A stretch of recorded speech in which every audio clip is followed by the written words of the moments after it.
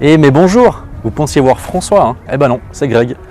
Mais François, il est là, il est dans la Jack. Il vous attend. On va aller profiter de cette belle région pour faire un petit tour ensemble. Puis il va vous expliquer plein de trucs, François. Allez, venez avec moi. Alors on est dans cette fameuse Jack que tout le monde parle dans le Lavaux. Comment ça se fait que tu as accepté de lancer cette marque en Suisse romande avec un défi si important? Tu étais tranquille dans ton garage, faire la vente, la réparation, etc. Et là tu as accepté ce délire en fait, sans avoir vraiment beaucoup de moyens offerts par la marque. Donc qu'est-ce qui t'a passionné là-dedans? Écoute, c'est tout simple. On a toujours été un petit peu challenger dans l'âme avec le garage. Et puis notre fournisseur de pièces de rechange principal est venu nous voir en nous disant voilà, on a une possibilité pour les agents Autofit, hein, comme on est agent Autofit pour le SAV. On a une possibilité de prendre une agence avec des véhicules 100% électriques. Et puis nous on avait un petit peu cette optique de bouger avec l'électrique, notamment plutôt sur le SAV plutôt que la vente. On s'est dit on commence d'abord à réparer puis après on verra pour la vente. L'opportunité ça fait un peu comme ça. Et puis on avait un peu des envies de partir sur d'autres choses, notamment voilà, avec toi François aussi, d'augmenter un petit peu la vente de véhicules. Et du coup tout s'est un peu bien goupillé, tout s'est un petit peu bien imbriqué, vraiment un peu comme une voiture qui est fabriquée. Et du coup, c'était ça l'idée de partir avec un véhicule qu'on puisse exploiter de manière concrète. Et une autre chose qui nous a, je dirais, fortement décidé aussi, c'est le partenariat que Jack a réalisé avec Volkswagen, à savoir qu'en fait, Volkswagen avait beaucoup de peine à concrétiser son ID.3 en termes de technologie électrique. Et du coup, ils ont été simplement où la technologie existe, c'est-à-dire en Chine, où c'est les leaders sur le marché en termes de savoir-faire. Et ils ont été simplement chercher un partenaire qui ait la capacité technique de réaliser des véhicules électriques. Ce qui fait qu'on partage avec ce ES2 la plateforme de la ID.3. Et c'était, je dirais, un vecteur de qualité qui nous a convaincus pour partir dans ce délire. L'aventure, elle a commencé quand? On a été chercher la première voiture à l'automne de l'année passée. Et puis gentiment, on a mis les choses en place. Côté arrivé avec nous, François, c'est vrai que l'expérience et ton bagage professionnel nous a énormément aidé pour mettre en place 1000 choses, notamment des solutions aujourd'hui qui sont concrètes. Ben oui, j'ai pas pu résister franchement avec toutes tes explications. L'envie de piloter la Jack m'est devenue irrésistible. Donc j'ai pris le volant et puis j'espère d'emmener à bon port pour la suite des événements. Là on profite en tout cas des travaux, hein. C'est fantastique cette route du Ouais, alors là pour dire il y a des travaux, il y a des vrais travaux, hein. Et puis je me réjouis, on va aller voir tu m'as dit quoi, ton lieu de travail, c'est ça? Ouais, on va aller voir c'est bien joli la Jack, on est tout le temps en balade, les gens vont croire qu'on travaille pas. Donc il faut quand même qu'on leur montre où on réfléchit. On se rejoint et puis on va au garage. Au garage, rue de la gare 1, 1096 QI, garage central. On se remet au Greg. Ciao. Excellent François, voilà, on est arrivé sur ton lieu de travail. Ouais, avec ce magnifique Jack. Donc écoute, voilà, on est là pour discuter un petit peu aussi de ce que tu fais au garage central à QI. Et puis un peu nous expliquer les variations possibles quand on vient te poser des questions sur l'achat de véhicules. Alors mes axes de vente, c'est numéro 1, la Jack à développer en termes de véhicules électriques. Mais après, on a toute une gamme de possibilités, deux principales je dirais. Une, c'est travailler en tant que chasseur de véhicules ou véhicules à la carte. Donc les clients viennent au garage, nous demandent très précisément ou pas précisément, mais leur choix de voiture, de véhicule. Des fois, ils n'ont aucune idée de la marque même. Des fois, ils sont très précis jusqu'à la dernière option qui est décidée. Et puis nous, on part sur le marché, ou je pars sur le marché chercher ce véhicule. Et le véhicule, on a plusieurs moyens de le trouver. C'est chez des grands garages partenaires, que ce soit en Suisse romande ou en Suisse allemande. Et puis, autrement, on a la deuxième solution, c'est l'import direct. Donc, comme de toute façon en Suisse, il n'y a aucune voiture qui est produite, donc toutes les voitures sont importées, mais il y a des importateurs. Et nous, on ne travaille peut-être pas toujours avec les importateurs, mais on fait de l'importation directe avec des fournisseurs de voitures qui viennent de différents pays d'Europe.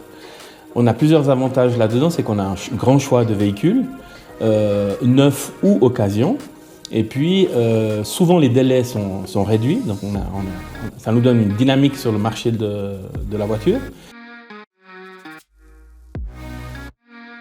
Alors, il y a l'ambiance, il y a l'atmosphère, etc. Mais il y a surtout certaines valeurs que nous, on cherche à véhiculer. C'est la sincérité, la transparence, l'exigence du travail bien fait.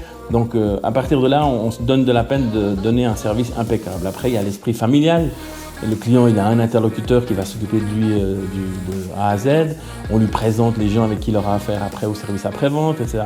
Donc, il y a ce fait d'avoir le client, la proximité avec le client. Il y a aussi la proximité régionale, territoriale. On est dans un bassin qu'on connaît. Les gens connaissent aussi. Et puis, quand on vend une voiture à un client, on peut même aller lui la livrer à domicile. Et ça m'est arrivé un jour de livrer un client qui était en quarantaine après son retour de l'étranger pendant le Covid. Donc il a reçu sa voiture à la maison, devant la porte. Donc voilà, on peut vraiment avoir un service que je dirais qui est hors du commun et puis qui est vraiment adapté aux besoins et à l'envie du client.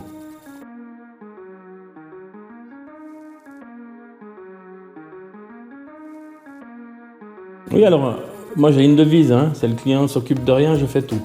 Donc on est équipé pour le servir depuis la vente, l'offre, la vente, l'assurance, le crédit si nécessaire, le leasing, toutes les possibilités qui sont nécessaires à adapter à l'achat d'une voiture.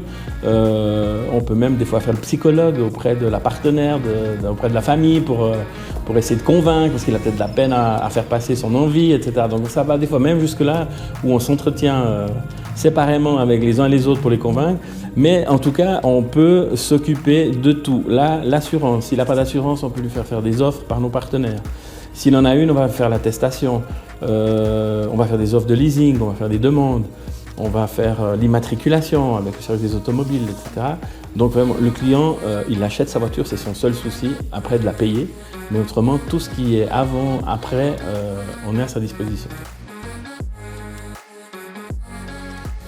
Alors, une plus-value, c'est sûr, c'était pas très difficile parce que j'ai quand même une certaine expérience, mais c'était passionnant, enfin c'est toujours passionnant parce que j'en apprends encore tous les jours et puis je vais en apprendre encore pour longtemps. Mais d'abord je dis respect parce que c'est un métier qui m'a épaté.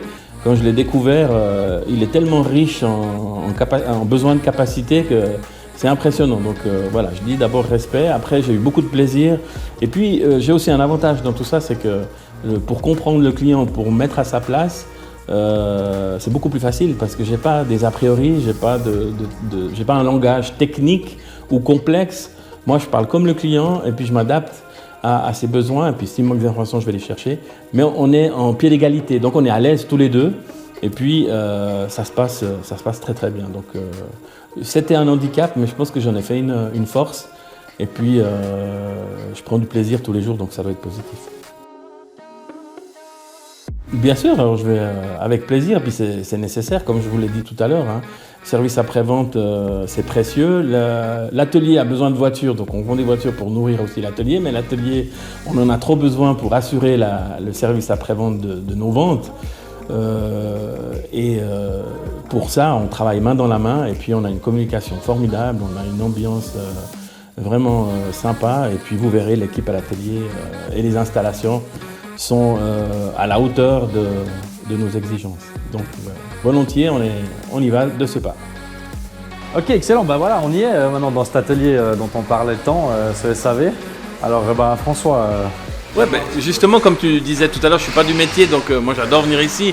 Il y a une certaine effervescence, il y a beaucoup de voitures, il y a des lifts, il y a tout ça, donc il y a des collaborateurs. Donc Moi, j'aime toujours bien passer ici. Il y a des fois des odeurs spéciales, etc., du bruit. C'est génial, quoi. Donc, ça me fait plaisir d'être là pour découvrir cet atelier. Et puis, on le sait, le garage central, c'est une affaire de famille. Depuis combien de temps il existe ce garage?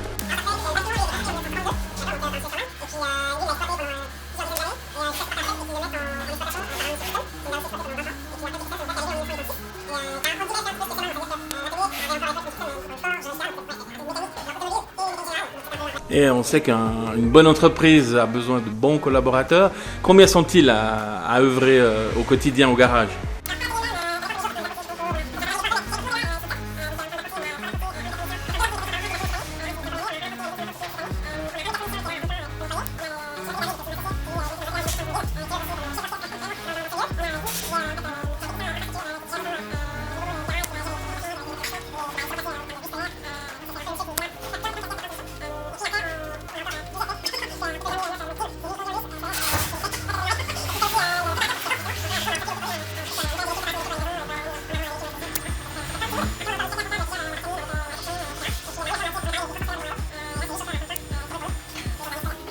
Alors, avec tout ça, voiture électrique, réparation, l'atelier, le personnel et tout, on voit que tout va bien au garage central, mais où va être le garage central dans 10 ans?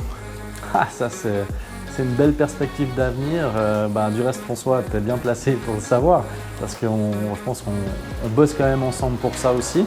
Et tes idées, amener un petit peu des miennes, amènent une perspective sur, je dirais, une expansion, surtout au niveau de l'électrique, à terme, sur un centre de mobilité, plus qu'un garage, vraiment un centre de mobilité qui permette à tout à chacun de trouver ce qui lui correspond et ce qu'il a besoin pour se déplacer tous les jours, que ce soit une voiture personnelle, que ce soit un abonnement de train, que ce soit un e-tarif, que ce soit une trottinette, que ce soit un drone électrique peut-être dans 10 ans, on aura des trucs attachés dans le dos.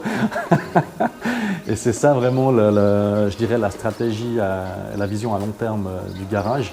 Et l'idée, c'est de le faire ensemble. Ouais. Ok, merci. Venez tous nous retrouver au garage central, rue de la Gare 1 à Cuilly. Et puis, on vous attend 5 jours sur 7, sur rendez-vous le samedi. Et puis, c'est un plaisir. N'oubliez pas, la Jack est à votre disposition pour faire des tours la semaine, le week-end. Et merci au BNI pour votre attention et à tous les autres qui auront plaisir à nous écouter et à nous voir. Au revoir. Merci.